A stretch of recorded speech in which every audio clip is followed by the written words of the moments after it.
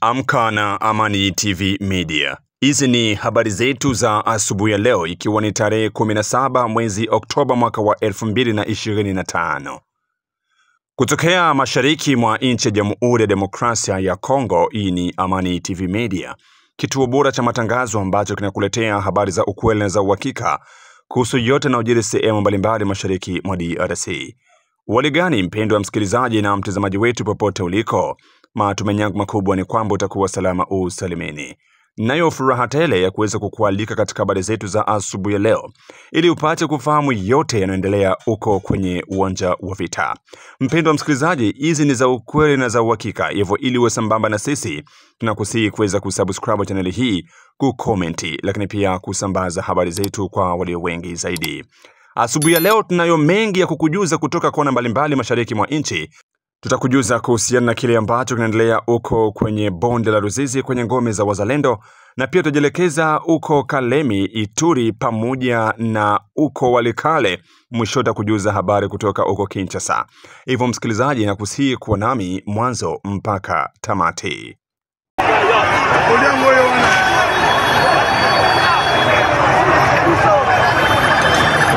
Bila shaka na tumaiya kwamba utakuwa salama usalimini popote ambako endelea kutufuata kwa muda na saa kama hizi, na kukaribisha mara tena kwenye channel yetu ya Amani TV Media. Sasa tufungue kurasa wetu wa habari na habari kutoka uko jimboni Kivu ya Kusini, tarafani Uvira, ambako mtu mmoja amepoteza maisha na wengine watatu wamejeruhiwa vikali kufuatia matukio mawili ya kiusalama yaliyotokea katika eneo la Uvira mkoani Kivu Kusini, mashariki mwa nchi ya Jamhuri ya Demokrasia ya Kongo. Kwa mujibu wa ripoti ya asasi za kiraia, wamesemea kwamba tukio la kwanza lilitokea katika kijiji cha Birimba, kundi ndogo la Runingu, huku lingine likitokea usiku wa kuamkia tarehe 16 Oktoba katika kijiji cha Luvungi Itara. Katika kijiji cha Birimba, mapigano yalizuka kati ya wapiganaji wa Nyerere na wale wa Jenerali Makanaki kati ya saa 10 hadi saa 11 jioni. Mapambano hayo yalileta hofu kubwa kwa wakahaji wa eneo hilo, na kwa mujibu wa taarifa za asasi za kiraia, watu watatu waliweza kujeruhiwa vikali, huku hofu ikisalia miongoni mwa wakahaji wa maeneo hayo. Tukio lingine lilitokea katika maeneo ya Luvungi Itara, ambako makundi mawili ya wazalendo waliweza kurushiana risasi. Risasi zilisikika kwa wingi kuanzia saa 10 jioni, zikihusishwa na wapiganaji wa Kiaye na Wakangadadi. Baada ya makabiliano hayo, wazalendo wengine waliweza kuingilia kati na kuhakikisha vurugu hiyo inafika kikomo. Lakini licha ya vurugu hiyo kuweza kumalizika na utulivu kurejea, mtu mmoja tayari alikuwa ameshauawa kwa pande ya jeshi. Asasi za kiraia zinasema matukio haya yanaonyesha kuwa hali ya usalama katika bonde la Ruzizi bado ni tete. Zinatoa wito kwa serikali ya mkoa kuitisha kikao cha dharura na makundi yote ya wazalendo ambao wanafanya kazi zao katika eneo hilo, ili kuratibu shughuli zao na kuzuia mapigano zaidi. Martin Fikiri ni mratibu wa shirika la kiraia kutoka uko mashariki mwa nchi ya Jamhuri ya Demokrasia ya Kongo, Uvira na Fizi. Ametoa wito wa kufanyika kwa uchunguzi huru ili wahusika wa matukio haya waweze kuchukuliwa hatua za kisheria. Mpendwa msikilizaji na mtazamaji wetu, maeneo ya Luvungi, Kabunambo, lakini pia Birimba ni moja kati ya eneo ambako kunapatikana kambi kubwa ya wazalendo ambao wanaendelea kuweka kizuizi kibambazi kwa ajili ya kusababisha wahasi wa M23 wasiweze kupata nafasi ya kuingia katika mji wa Uvira. Lakini uwepo wa kundi nyingi za wazalendo maeneo hayo, baadhi yao wanakuwa na tofauti zao zinawapelekea muda wote kuwa wanarushiana risasi, jambo ambalo limepokelewa kwa unyonge na kwa huzuni sana kwa raia ambao wanapatikana maeneo hayo ya Birimba, maeneo ya Luvungi, Runingu, pia maeneo ya Kabunambo. Linapatikana mashariki mwa nchi ya Jamhuri ya Demokrasia ya Kongo, ni tarafani Uvira, jimboni Kivu ya Kusini.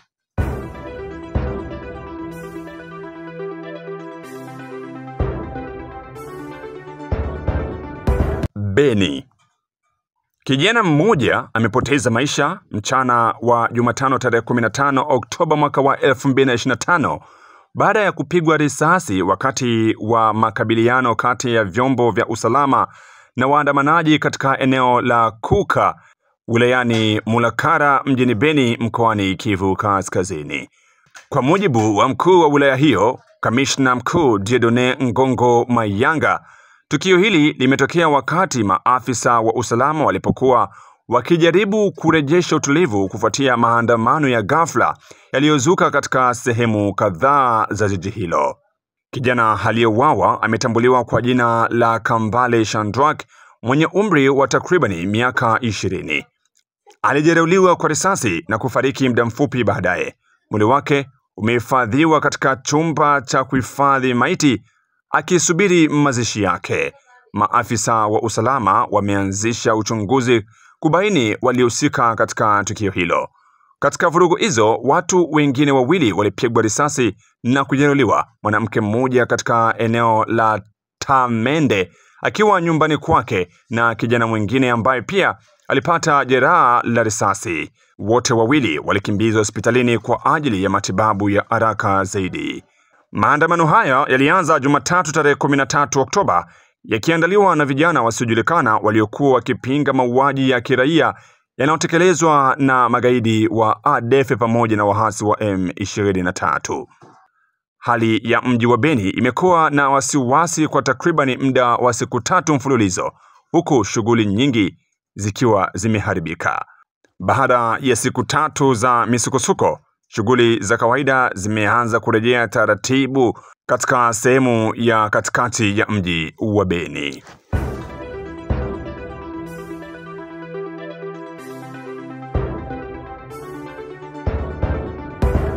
Walikale. Tukio la kiusalama limetokea Alhamisi tarehe 16 Oktoba mjini Pinga katika kundi ndogo la Kisimba eneo la Walikale mkoani Kivu Kaskazini. Kwa mujibu wa vyanzo vya utawala eneo hilo, kundi la wapiganaji wazalendo waliokuwa wakitoka kwenye mstari wa mbele wakiwa na mwenzao ambaye alikuwa majeruhi walimpiga risasi askari wa jeshi la taifa FARDC baada ya kukataa kuwasaidia kumbeba majeruhi huyo hadi hospitalini. Askari huyo wa kikosi cha polisi ya kijeshi alifariki papo hapo. Baada ya kisa hicho, wanajeshi wenzake wa kitengo cha polisi ya kijeshi walijibu kwa kufyatua risasi na kujeruhi wazalendo wawili ambao walikimbizwa katika hospitali kuu ya maeneo hayo ya Pinga kwa ajili ya matibabu zaidi. Milipuko ya risasi ilisikika kote mjini Pinga na kusababisha hofu mkubwa miongoni mwa wakahaji, hali iliyosababisha shughuli za kijamii na kiuchumi kuweza kusimama kwa muda. Mamlaka za kijeshi ziliingilia kati haraka iwezekanavyo kwa ajili ya kuweza kutuliza hali ya mvutano huo, na uchunguzi umeanzishwa ili kubaini waliohusika na tukio hilo. Shughuli ambazo zilikuwa zimesimama kwa muda sasa zimeanza kurejea baada ya ukimya kuweza kutanda.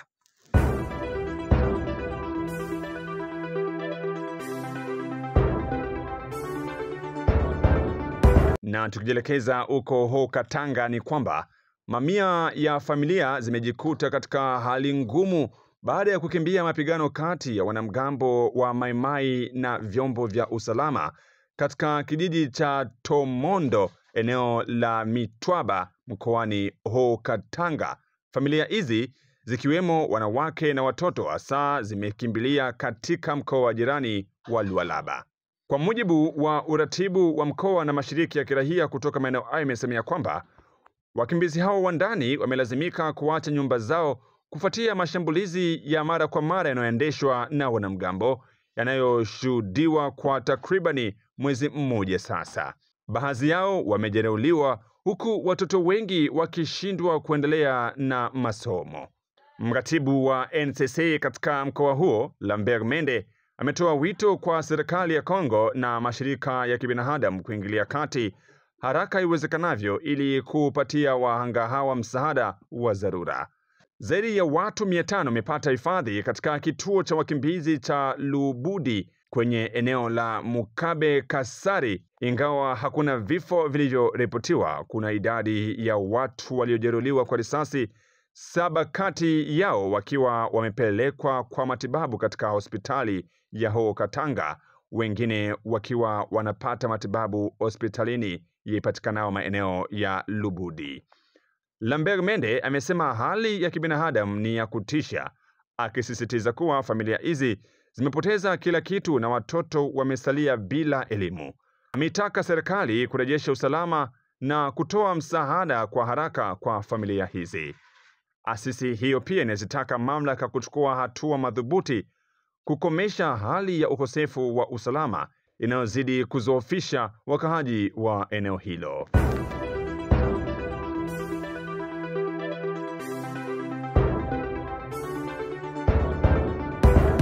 Kinshasa.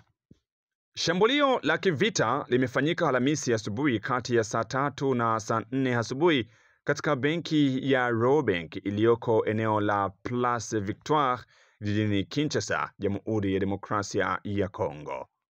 Mashahidi wamesema kwamba kundi la watu waliokuwa na silaha nzito waliingia ghafla ndani ya benki hiyo baada ya kufyatua risasi za onyo hewani, hali iliyosababisha hofu na tamruki kubwa katika eneo hilo. Kwa mujibu wa taarifa za awali, wahalifu hao walijificha ndani ya benki na kuwashikilia mateka wafanyakazi pamoja na wateja waliokuwepo ndani ya benki hiyo. Polisi wa taifa walifika upesi na kukabiliana na wahalifu kwa kurushiana risasi.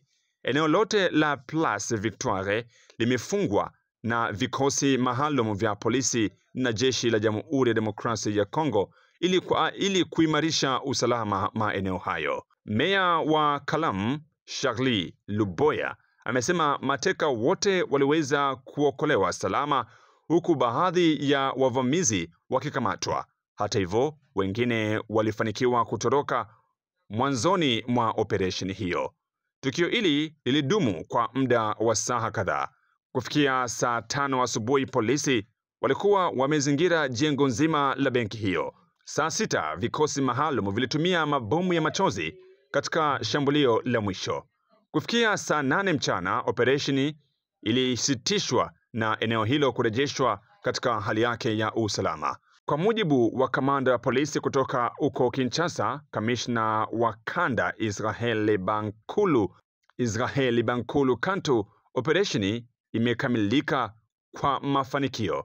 Wahalifu wote walikamatwa na kupelekwa katika kambi ya kijeshi ya Lautena Kokolo. Hakuna aliyepoteza maisha miongoni mwa mateka, lakini polisi amesema uchunguzi unaendelea ili kubaini walioshiriki wote katika shambulio hilo.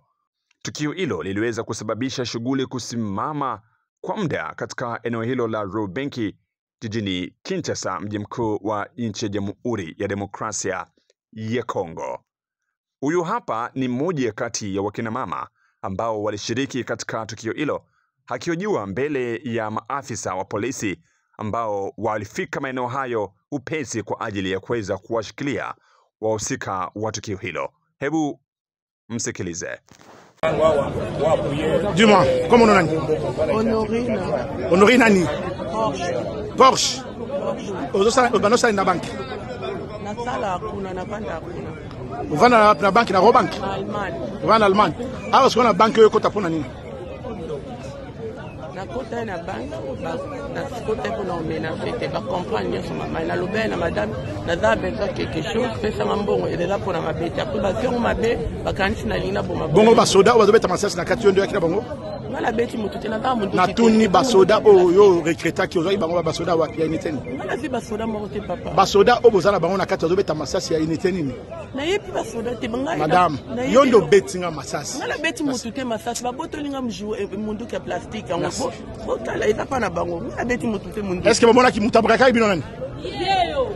Mutabraka ibino nani? Ngai mena beti mutu te. Mama onda kota na mundu ki mutaliboso. Bongo ba soda musu akota ina bango nzala moko. Yekani mtakota ki. Bongo masasi banobeta na kati. keche mbango tira libanda moko. Bon, keche tira libanda. OK. Na yaki na keche na yaki na moto ngamo. Ça. Hôtel aux ventes des apps. Hôtel eza na portable na adresse babotolinga portable. Hôtel aux ventes des awapi. Eza na matonge mais adresse nyonso eza na Yo. portable. Atuna yo. Na matonge papa na. Pesa adresse. Na yebi te papa. Na Place aux ventes des. Na yebi ndenge bakenda mais adu. Na moto. Bon, on a kata banque comme ndenge. Na moto. Mpendwa msikilizaji na mtazamaji wetu, na hapo ndipo tunaweka nukta katika habari zetu za asubuhi ya leo. Hii ni Amani TV Media. Ikiwa ni mara yako ya kwanza kupitia chaneli yetu, hakikisha una subscribe, una comment, lakini pia una share habari zetu kwa walio wengi zaidi. Asante kwa muda wako.